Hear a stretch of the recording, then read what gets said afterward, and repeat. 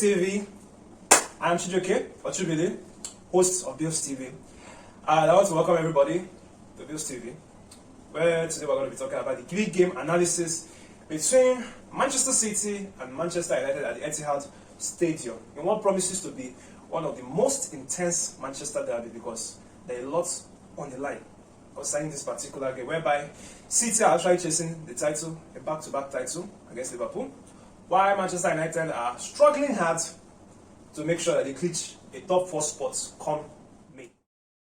Now, before I actually go further, I want to actually give a big and huge thanks to everybody who has been able to subscribe, who has been able to like my videos, and many more. Guys, I'm really grateful to everybody that's actually been doing that.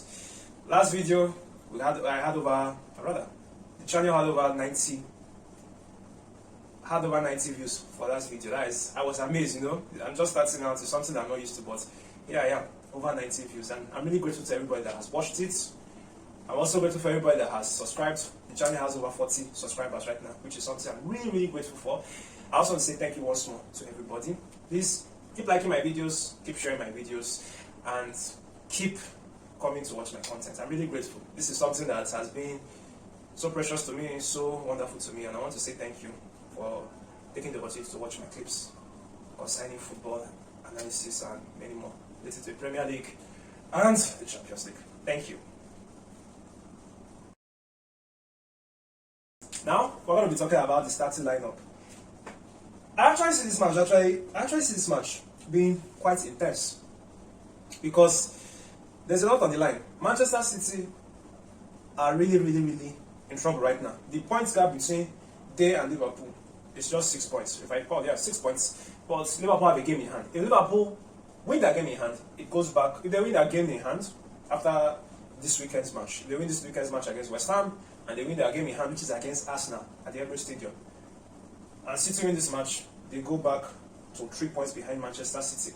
And we know that Liverpool go to Man City around April.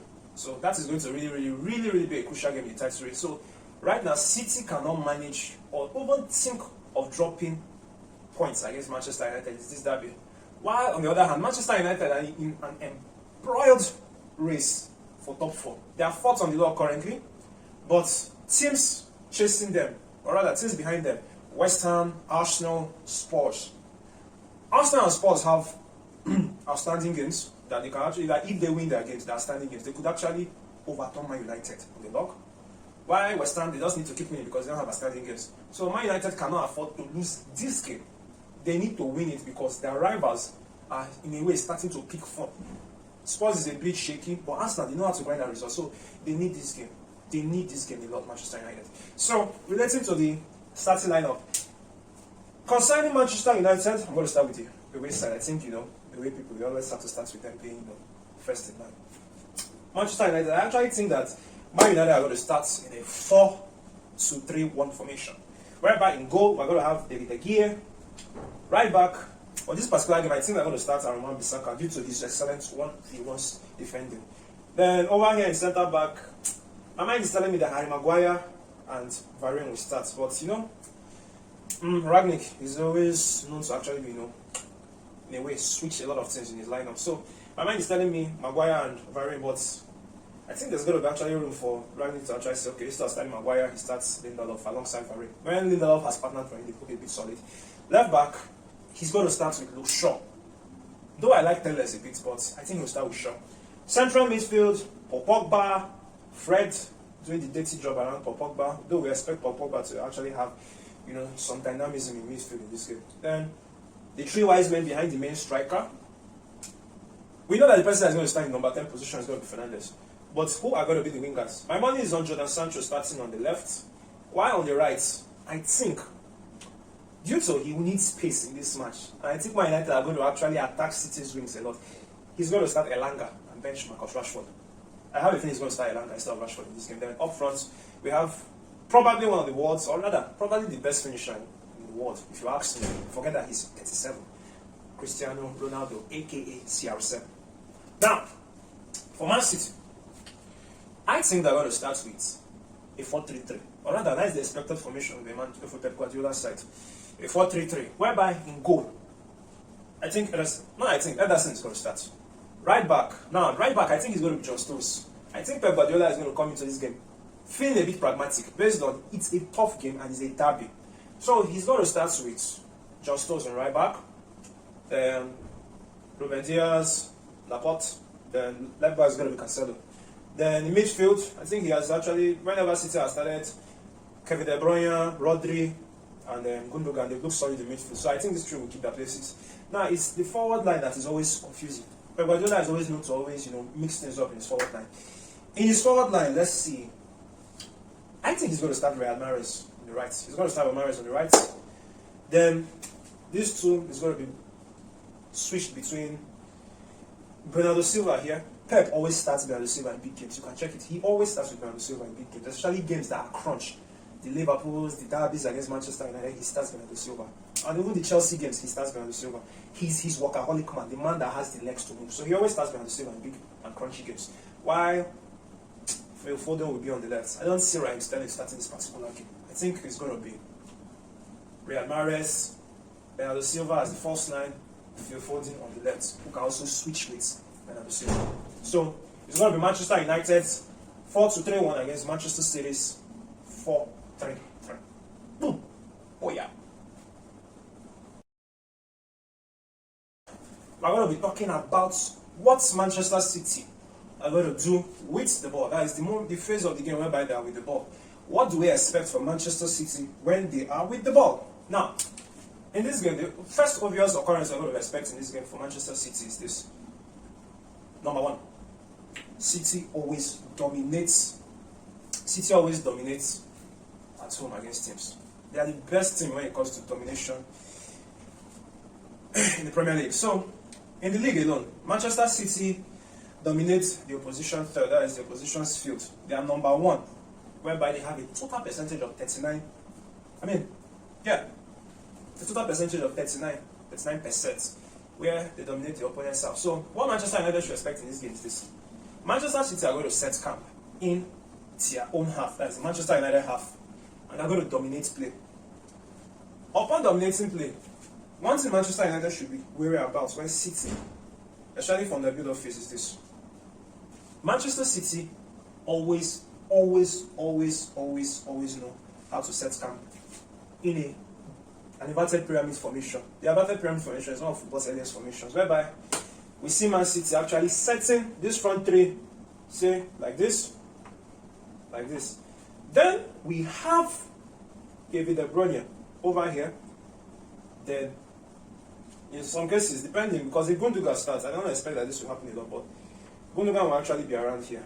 Then Rodri will be left here. Then the two fullbacks in most cases come like this.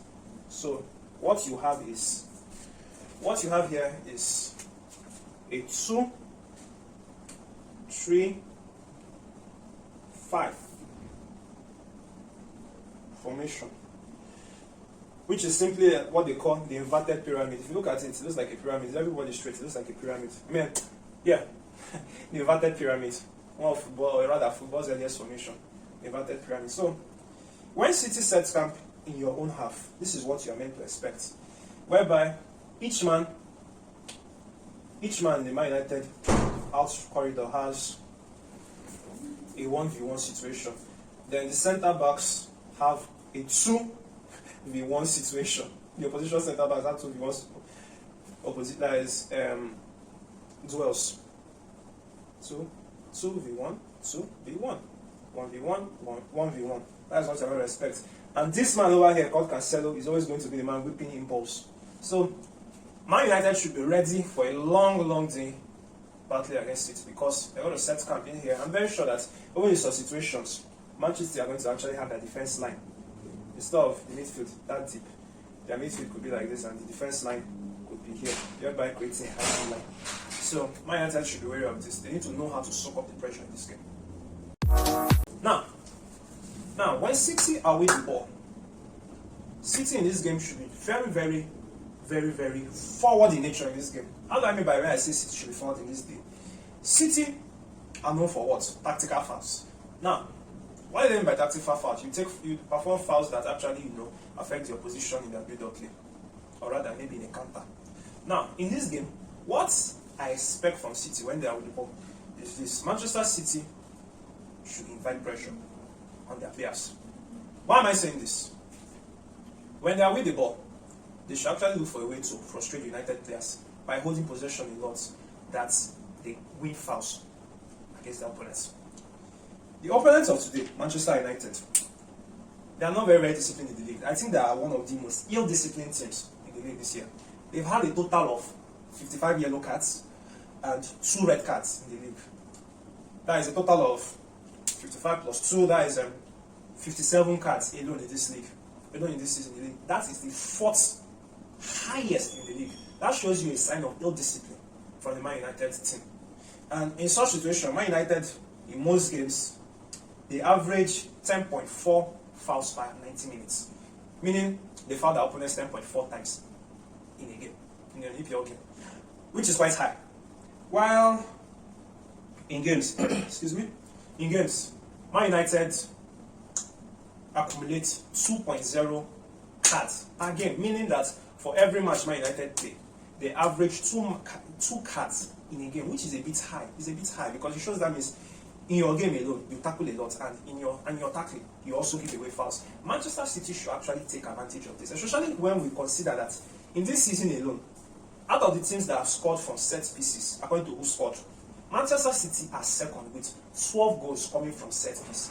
Man United should be very wary of this, especially if Harry Maguire starts, because Harry Maguire has a tendency to actually give away some fouls he's not meant to give out, especially close to the box when he's trying to do some desperate defending. So Man United are supposed to be very careful about the area whereby they give away their fouls. At the same time, they should be careful about giving away cheap free kicks and cheap corner kicks.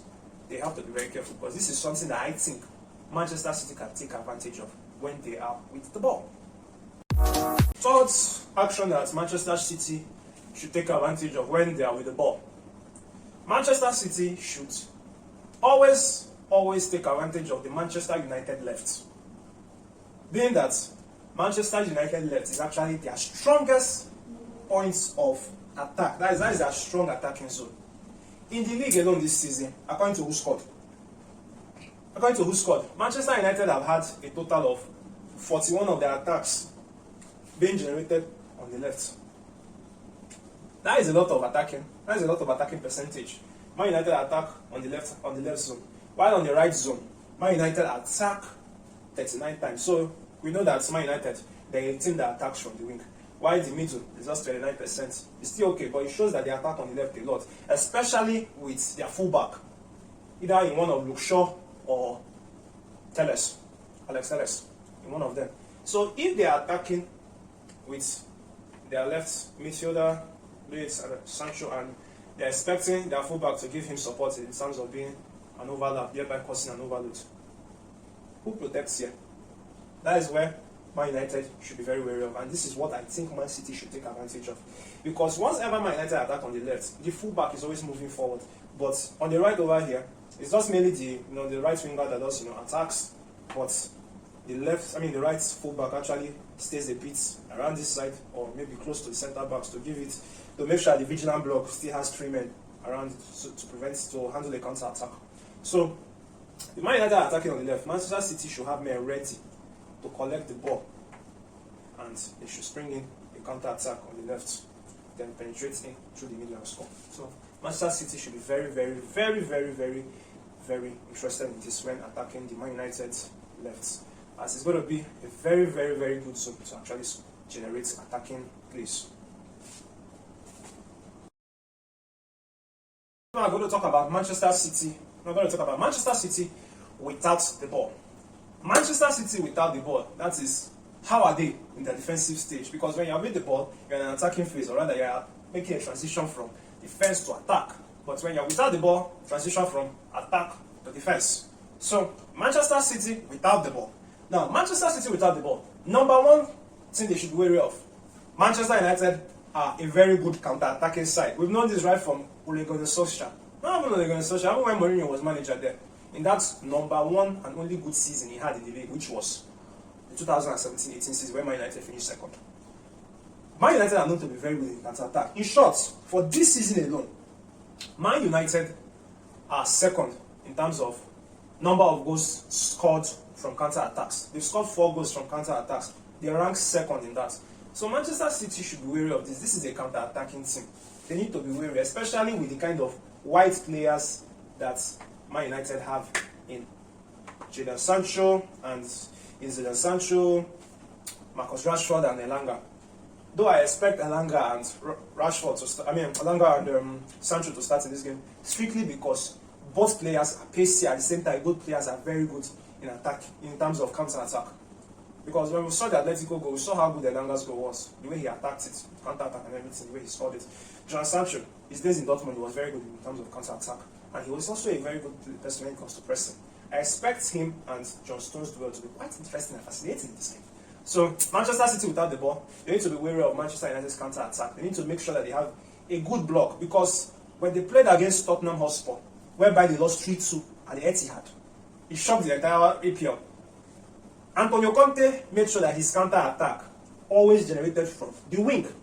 He took advantage of this wing, whereby we saw 2 of Spurs' goals actually being, assisted by the 2 players behind Harry Kane. I can't pronounce the Swedish guy's name. It's Klejewski. Please forgive me. I don't know how to pronounce his name. I can't pronounce his name very well. So, and Heung-min Son. Heung-min Son assisted the Swedish guy, while the Swedish guy assisted Harry Kane for the winner, whereby he scored the header.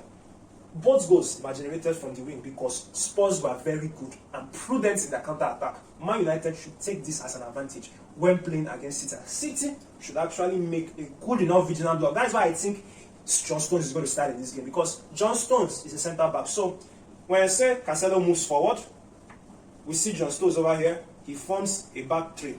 That is why, if you notice, since that game against Spurs when they lost, Pep Guardiola has been playing with a back 3 of John Stones, Ruben Diaz and Laporte. Whenever they're actually attacking, these 3 actually form a back 3. He tries to make sure there's an assurance, thereby creating a good enough vigilant block. So, Man City, they have to make a good vigilant block for the Man United counter-attack. This is a counter-attacking team they need to be wary of. Man City should actually be very wary when they are without the ball, where Cancelo is. Cancelo is one of the revelations in terms of fullback this season. Many people might give rave reviews about Trent Alexander-Arnold, about how creative he is, whereby he doesn't just create alone from the wing as a fullback, but he now comes into the mid zone, whereby he's now playing in the space between the wing and the central midfielder. That is the half space. He's now playing around this area. So Joao Cancelo has actually been played there based on he's an inverted fullback, a fullback that plays left back but is right-footed. That is an inverted fullback. So he's very creative from that position. When City are creating with him and they lose the ball, Man United should take advantage of this a lot. His position is always a position whereby teams try to exploit. Against Spurs, I'm going to use reference to that Spurs game a lot. Spurs continuously tried targeting his position, because when Cancelo is going forward, there's always space here vacated. There's always a space here. Ruben Diaz is not the fastest centre-back, let's be sincere. He's positionally very, very intelligent, but he's not the fastest centre-back. Though he's faster than him, I have to say, but he's not the fastest. Spurs continually tried creating a 1v1 duel between him and that Kulusevski. I think I've gotten his name now. Kulusevski. And in most situations, Kulusevski always had time, space, and enough room to pick a pass to the middle of the box. This was because Cancelo, he's always assisting in the City attack, and his recovery runs were not very, very solid on that day. So Man United can try to take advantage of this, and this is what Man City need to be wary of in this game. Cancelo could be taken advantage of in this game. Man City, when they are not with the ball, especially when they are exposed to a counter, they should make sure that their centre-backs are ready for aerial duels with Cristiano Ronaldo. Cristiano Ronaldo is one of the best poachers when it comes to heading the ball. I don't have the statistics for aerial duels on aerial goals scored in his career. I don't have it right now. But I know, and most of us know, that Cristiano Ronaldo is excellent in heading the ball. Man City alone, this season alone, they've not they're not one of the best teams when it comes to, how do I put it? They're not one of the best teams when it comes to, area duels. In terms of area duels, Manchester City are 17th on the log. Area duels, 17th on the log with 12.2 areas per 90. Meaning that they don't really participate in area duels a lot. That is, they're 17th. They don't really win a lot of area duels. So, in this game, that is from who scored. In this game, Manchester City need to be wary of Cristiano Ronaldo. And if I am Ragnick, when they do a counter, Ronaldo is not more fast like before, but his positional awareness is still excellent. They should actually be pumping in crosses for him. And this is where I think Jadon Sancho should actually be used more. Jadon Sancho can actually be on the wings and crossing balls for Cristiano Ronaldo. I think he will actually be very good in this game in terms of that cross and not. I'd have said Marcus Rashford based on his tendency to score some good free kicks and the way he crosses the ball, but in this game, it's going to be a counter. And Man United need to make sure that counter attack is on point. Marcus Rashford hasn't been very good in counter attacks. In short, he spoils a lot of counter attacks in the games we've watched him this season alone. In this game, Jadon Sancho has a lot of work to do in terms of crossing the ball to Cristiano Ronaldo in the counter. And Ronaldo should be very, very, very, very up and fired up for this game. Because it's a derby, it's the Manchester derby, he needs to be fired up. At the same time, aerially, he needs to be on point. Manchester City, 17th on the log for area duels per 90. That is not good enough. So, this is something Man United can take advantage of, and this is something City need to be wary of. So, when City are not without the ball, the moment they know they are exposed to a counter, they should have Ruben Diaz and Laporte around Ronaldo to make sure that even when they cross the ball, Ronaldo has difficulty in directing his header towards goal. So, without the ball, City need to be wary of Ronaldo aerially, and they need to create a good perimeter around the box to make sure that the crosses do not meet him. Manchester United with the ball. Number one thing they should actually be looking out for in this game, I think that is a weakness that I think they should exploit. Manchester City will likely start John Stones as a makeshift right back. Manchester United should exploit this in the derby. Against Everton, when I watched the game against Everton, Manchester City started a back four of John Stones, Ruben Diaz, Laporte, and the guy on the left back, that is Joao Cancelo. So when they started this back four, the thing that disappointed me in that game with Everton when they were doing the counter attack was this: Everton could not take advantage of John Stones being a makeshift right back. In that game, when they played at Goodison Park, John Stones kept on talking in compact. I don't know what he was finding. He was compact with the centre back as if he was playing as a centre back, not knowing that he's a right back. And there was this huge amount of space around here. Everton could not take advantage of this. Based on, this Manchester City, everybody is wary of them. They're afraid to attack them. So, I was amazed that Everton could not take advantage of this, be it through Richarlison or Anthony Gordon. Manchester United need to take advantage of this in this game. Man City are most likely going to start John Stones because for Pep Guardiola is as if, personally, I think he has been losing a bit of trust in Kyle Walker. Based on, in some games, Kyle Walker has been like a weak link. Let's be sincere.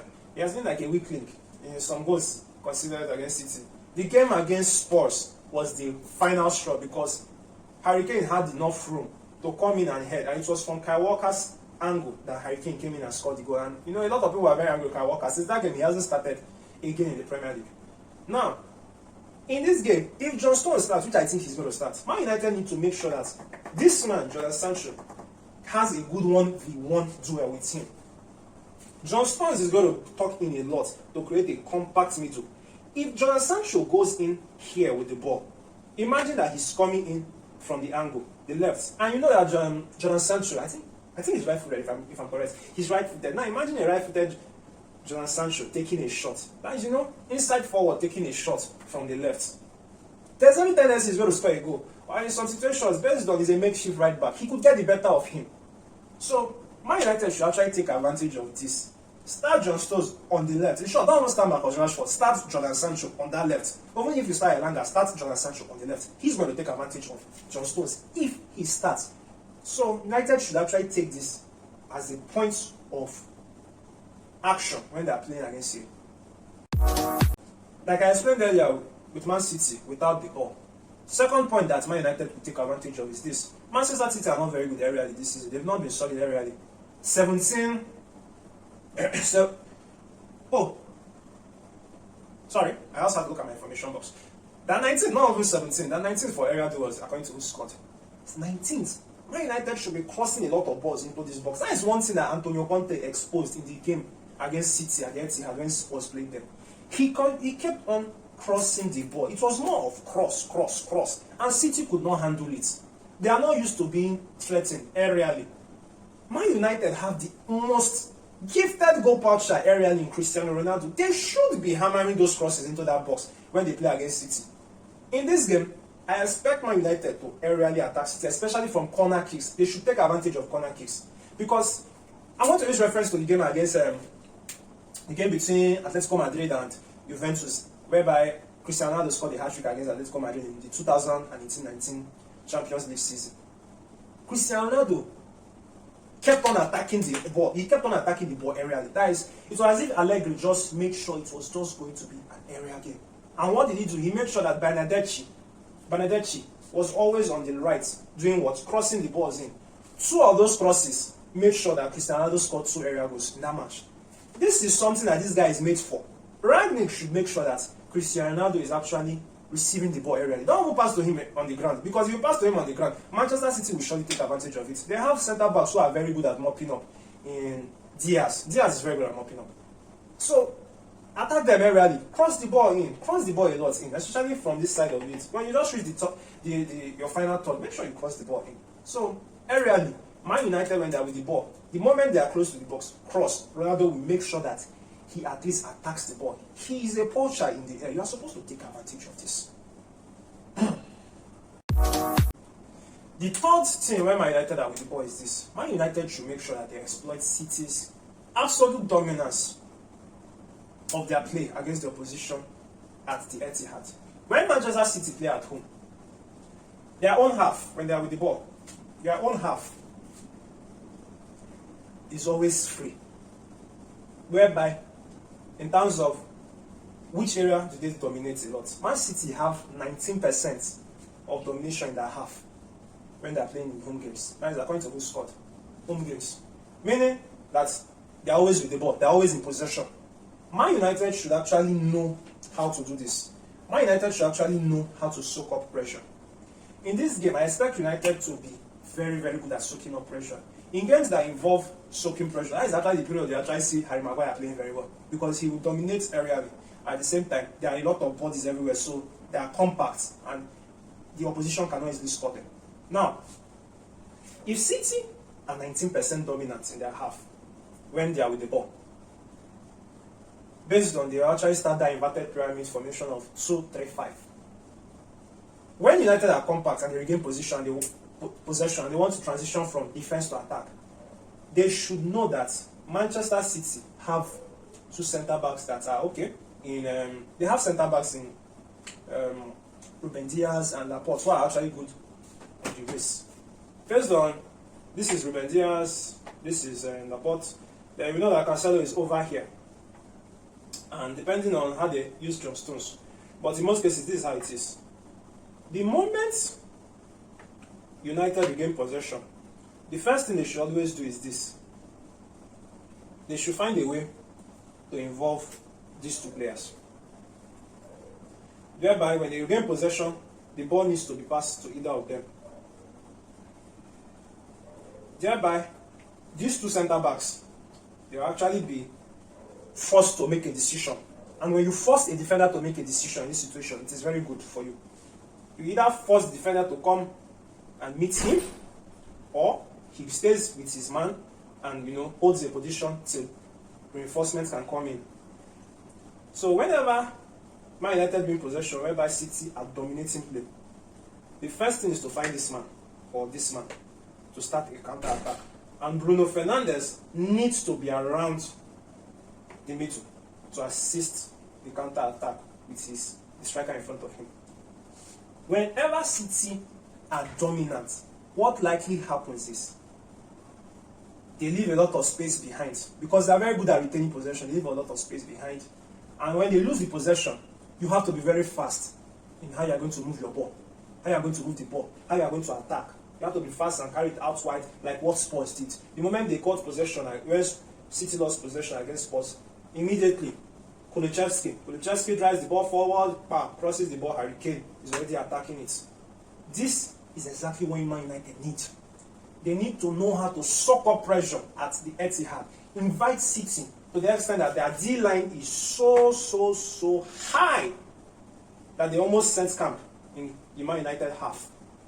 They need to invite Man City to make sure the D-line is so high that when they lose possession of the ball, immediately the white players receive the ball and they can counter. They force the centre backs to think to either take them on in one situations or they stay their ground firmly and make sure that they have reinforcements in the Man United have to come in and help in defending. United need to take advantage of this. Man United without the ball, number one, form a 4-4-2 formation when without the ball, especially during City's build-up play. Why I say form a 4-4-2 is this. Cristiano Ronaldo is old. He cannot press again. He's not even known for pressing like that. When Manchester City start a goal kick, they are very good. Pep Guardiola is the master of build-up play from the goal kick. I expect Man United to be like this. Set it out like this. The moment Ederson starts, maybe he kicks to this man. We expect this man here. We expect this man here to actually press him, thereby creating a 1v1 situation. The moment this man presses, this guy comes open. We need Paul Pogba to be active. Paul Pogba needs to be active in this press. Whereby Paul Pogba or Fred, whichever one, goes in here to make sure that he is ready for the press. Because these two players over here are going to actually cause 2v1. But if Paul Pogba is there, this man over here with the ball will be afraid that if he passes to this guy, say Paul Pogba or Fred will press him, retrieve the ball, and they can actually build up play. 1, 2, 3 versus 2 in the middle. So Man United should be very wary of this. Because what Man City will do is this. They are going to build up play from the back with the ball. And they are going to expect that the person that is actively going to press is going to be Bruno Fernandes. And if Bruno is pressing, it's most likely that Ronaldo will not press. We know he doesn't press, especially considering the fact he's not 37. He won't press. So, in this situation, if Ronaldo doesn't press, what happens is this. Say they give this guy the ball and Ronaldo doesn't press. This guy now has enough room to move in. And based on Ronaldo doesn't press, this guy might be tempted to come and press him, thereby leaving space for this guy. And you have two players who are a chance in their movement. So, in this game, Cristiano Ronaldo is very vital in this 4-4-2 situation, whereby he needs to press his man. He needs to, okay, if you can't press, at least shadow mark your man so that he doesn't have easy access to creating from the back. Number 2, Man United, be compact. Be compact. In short, take Atletico Madrid's rule book under Diego Simeone before this season, in his 4-4-2 formation. How do you become compact in the middle? Man United need to take advantage of this. In the game against Everton, Frank Lampard have employed a tactics whereby his defense was so compact. That is, I've never seen a team that defended so well against Man City this season compared to what I saw last weekend when Manchester City played Everton at Goodison Park. They were so compact. That is, Manchester City attacked. You know, they played their usual inverted pyramid. This time it wasn't the inverted pyramid. They played the 3-2-5, whereby Cancelo was actually the second man in midfield with Rodri, so he could create from midfield. Why John Stones actually made a 3-man defense with Ruben Diaz and Laporta. Now, Manchester City in that game, they crossed, but Everton were so good in dealing with Manchester City's low crosses because Manchester City are not the tallest side when it comes to attack. So they did a lot of low crosses and Manchester City couldn't find the goal till, was it Michael Keane or Seamus Coleman that made that mistake that actually eventually led to Phil Foden scoring a tap-in. Man United should employ this tactics whereby we know that Manchester City, we attack the wing. We know this very well. They always attack through the wing. If you can be compact, because they are going to make sure that they make a front five. If you can be compact, I guarantee you this thing, City will not have it easy for against Manchester United. Rangnick should employ that tactics by Diego Simeone, whereby he knows how to make his defense so compact when they are being attacked from the wing. City will not cross the ball for someone to know. They don't have tall players in attack. Even in midfield, their players are not that tall. So they need to be compact because City will do low crosses. Be compact, be agile, and make sure all those low crosses that they are doing, it's not going to be a corner, but rather it's going to be what? A throwing. So if the ball is coming low, try and shoot it out for a throwing, not a corner, because corner kicks, we know that City are dangerous from set place. 12 goals scored from set place, second best. So, and in games whereby involving City in the Premier League, we know that City have an average of 24 crosses per game in the Premier League. They are going to be scored. Man United should take advantage of this. They should actually watch out for this when they are without the ball. Be compact. Harry Maguire and Varane need to actually do this very, very, very well. Points. Avoid cheap fouls. Avoid cheap and easy fouls. Remember, I said earlier in the video, Man United have had 57 cards in the Premier League this season. That shows you that it's not very good, considering that we are just entry match. That is not very, very impressive. Avoid cheap fouls. Avoid cheap fouls, because I'm very sure in this game, Manchester City are going to invite Man United to a foul that players a lot, especially Harry Maguire. They're going to invite Harry Maguire to make silly mistakes. He's always the one that is so eager to tackle, and he gives away silly fouls. So in this game, Man United should actually avoid it. So when they're playing this game, avoid cheap fouls, because Manchester City, they've scored 12 goals alone from set pieces. Imagine giving a lot of cheap fouls. There's every possibility that they will score a goal from set place. Be it corner kicks, be it free kicks, they might score. 12 goals from corners, from set plays alone. Second in the league. That is impressive. That is really impressive. So Man United should be very careful of that. Don't give away silly fouls, don't give away cheap free kicks, don't give away cheap corners too. In this game, I'm just being sincere, I don't see how Man City will lose this game. That is, if Pep Guardiola starts with John Stones, I don't see them losing this game. I don't see them losing this game. If he starts with John Stones, I don't see them losing this game. But here is the thing. I see Man City either winning this game or drawing this game. Man United needs the points to maintain the top four push. They need the points to maintain the top four push. And they need the points to galvanize the season. Man United still have Liverpool to play. They still have Arsenal to play. They still have Chelsea to play when you consider it. They still have Tottenham Hotspur to play. You still have all these oppositions to play. You need to make sure you don't lose points against these guys. Man United need to come with a good game plan. Rangnick has to actually find a way to actually not lose this game. But if you ask me, I think Manchester City, they're either likely going to win this game or they're going to draw it, if you ask me. Likely goal scorer in this game, I only have one person. I think Bernardo Silva will score in this game. I just don't know why. I just believe in that guy whenever he plays the top side. When he plays the top side, Bernardo Silva is always a thorn in the flesh. Be it Liverpool, be it Arsenal, be it Manchester United. In the title winning season of 2018-19, Bernardo Silva scored against Manchester United away from home. Over this season at the Old Trafford, he even scored a goal against Man United. Either he scored a goal, he cost a goal. I can't remember who scored in that match, whereby Manchester City won 2-0. I expect Bernardo Silva to score or assist in this game. My money is on him to score a goal. If he doesn't score, then maybe if you fold him, you'll actually have something in this game to say. But most likely, my money is on Bernardo Silva to score or assist in this game. So, final verdict, Manchester City win or draw. Once more, I want to say thank you for everybody that has been able to watch my videos. And if you made it this far, I want to say thank you for watching my video. Please like, comment, share, and subscribe to my channel, as you are going to actually make this boy over here to be a very, very, very, very happy guy. So please, once more, like the video, share the content, leave a comment, and subscribe. And we will see you again, hopefully next week. Thank you and goodbye.